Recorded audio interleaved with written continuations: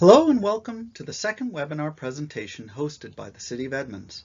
My name is Ian Scott and I will be discussing the Urban Forest Management Plan we have been developing with the City of Edmonds in partnership with Davey Resource Group and Nature Insight Consulting. The objective of this presentation is to provide you with an overview of the plan and provide additional information about the draft document currently available through the City's website. This current draft is being reviewed by City staff and community leadership. During this webinar, we will review the UFMP development process so far and explain further about how the document is structured. We'll provide an overview about the principles of adaptive management and how these are being applied to urban forest management in Edmonds. With this approach, we will introduce the goals of the plan and provide information about short-term activities over the next few months and the long-term activities that will occur in the years ahead, assuming the plan is adopted. The plan development began in the spring of 2017. We conducted interviews with the city staff and community leadership. We learned about their past practices with urban forest management in the city, their current experiences, and resources available to them. We solicited public feedback and raised awareness of the project with press releases and through the city's website. As we got into the summer of 2017, we released a community survey and discussed the plan with Edmonds Tree Board and Planning Board. Through the autumn of 2017, the plan was drafted and reviewed by city staff. Their feedback prepared us for the public reviews of the draft and public meetings that have occurred this year and leading to presentations like this one. All this information gathering and outreach helped us form the background to the plan. We assembled all this information and presented in the plan in three broad elements. The tree resources, which is the urban forest itself, the public property and the private property trees. We answer questions about what we know about the trees themselves. What information is missing that would support sustainable urban forest management?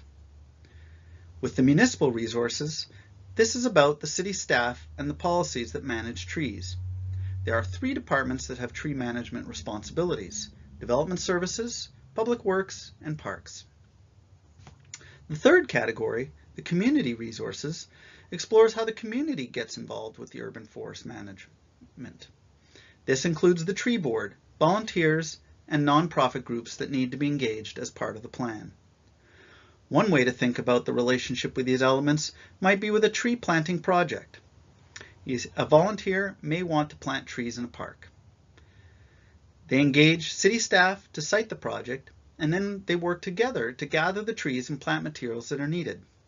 This is an example of how the urban forest is managed in a plan. We connect the municipal government resources with the community resources and the trees themselves.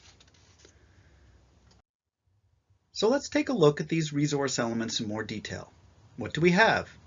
As part of this project, we provided the city with a tree canopy assessment and determined that the city currently has about 30% tree canopy. If you include grass and vegetation as possible spaces for trees, we determined that the city has a theoretical maximum of 57%.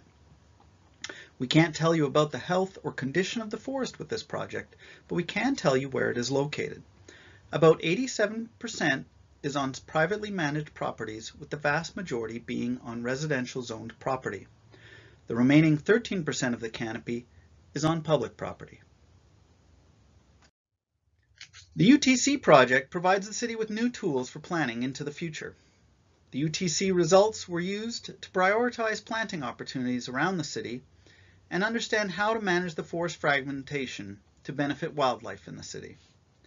And going forward, the city can better leverage software tools like UTrace, which can help estimate how many trees need to be planted in order to manage tree canopy.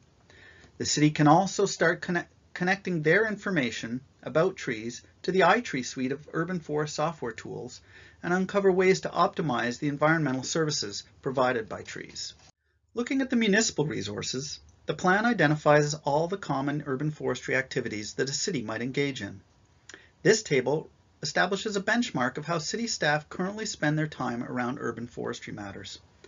It will be a consideration as the plan is adopted.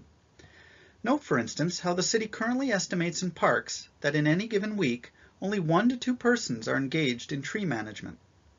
There are goals in this plan that likely require additional effort here, increasing this number and may result in the city needing to add staff or reprioritize their work in other areas. By knowing how city staff apply their efforts today, we have a better sense of what may be needed in the future as actions related to the plan are implemented. Another way to look at the municipal resource is in terms of how the city spends money on urban forestry. Every year, the city presents its urban forestry expenditures to the National Arbor Day Foundation as part of its obligations to maintain its Tree City USA status. In 2017, the city spent about $7.74 per capita, which is well above the minimum requirements and even above the national average. We've included in this table, for perspective, the estimated benefits of the urban tree canopy. Trees in the city of Edmonds are estimated to provide $1.5 million in environmental services to the city annually. This funding benchmark introduces a spending ratio of 5 to 1. Or in other words, for every dollar the city invests in urban forestry work, the community yields almost $5 in environmental benefits. As indicated in the previous slide, the city has a tree board, which is another requirement for maintaining Tree City USA status. Earth Corps provides labor resources to the city on environmental projects, and with this plan, the city can begin to leverage other resources. There are many organizations outside of Edmonds that can help with the goals presented in this plan, and we list some of the most helpful. From Washington DNR support services and grants to nonprofits like Forterra and FutureWise, who can help organize volunteer efforts. The important thing to consider with community resources is partnerships. The most successful urban forestry programs in the country have community partners. The UFMP recognizes this as important to Edmonds, and the actions in the plan will lead towards stronger partnerships with groups like these. When we conducted an open house in the survey, we learned more about what we want as a community from the urban forest and city staff. We had 175 responses to the survey and learned that people in Edmonds think trees are most valuable for improving air quality and providing wildlife habitat. The common opinion provided was that trees beautify the city. With that in mind, people were generally satisfied with the level of service provided by the city. They think it's important to have the city take care of hazardous trees in public spaces and keep the rights-of-way reasonably safe. More trees should be planted in public spaces, but the city should limit its regulation of trees in private spaces. Ultimately, the community wants to be good environmental stewards, and the preferred ways for people to learn about urban forestry stewardship should be through website resources from the city and public outreach using displays and brochures. With some direction from the community, the city's comprehensive plan, and other mandates, it is clear that at a minimum, the UFMP needs to guide the city towards sustainable urban forestry practices.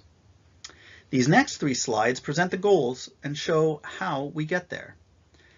There's a lot on these slides, but as we look at the elements of the urban forest asset, the municipal resources, and the community, you're apt to notice how many of these goals are interrelated, which is to say that there are some actions that will support multiple goals in the plan.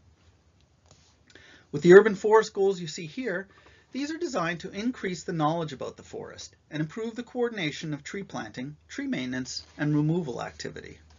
With the municipal goals presented in this slide, the intention is to ensure the city has the capability of leveraging the best available science. We are learning new things all the time about tree care and management, and these goals will harness new information, improve city leadership, and better align departmental efforts. One important aspect of these goals is they recognize how the city needs to have planned periodic reviews of other city policy and regulatory documents that impact urban forest management. As the city learns more about its urban forest in the coming years, it needs to plan, adapt, and prioritize staff efforts accordingly. These community goals are intended to help the public to become better stewards of their trees and build partnerships. Again, success with accomplishing goals and actions in this plan can be interrelated. Over time, the pursuit of these goals through the actions in the plan will help with funding for urban forestry activities and provide the community with consistent messages about tree care.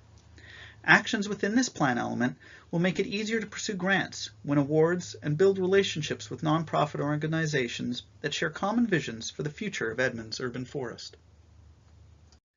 Once the plan is approved and implemented, the principles of adaptive management will apply, creating a cycle of activity in the city. Departments in the city will implement action strategies towards the goals of the plan and will provide reports that monitor the success of the actions. Then, as new information becomes available, we can evaluate and modify subsequent actions. The steps in this cycle will move toward a plan update and revision in 5 to 10 years' time that would look forward another 20 years from there. In this way, the plan should always stay current by providing long-term strategic guidance for day-to-day activities and projects. As we enter the final stretch of plan development, the following dates and activities lead us towards City Council and their consideration of the plan. The subsequent meetings are all public, and you are all welcome to attend. We hope that this presentation has been helpful for you to understand the plan and how it will guide future urban forest management in the city. If you have additional questions or comments, please direct them to Denise Nelson at denisenelson@edmondswa.gov. Thank you.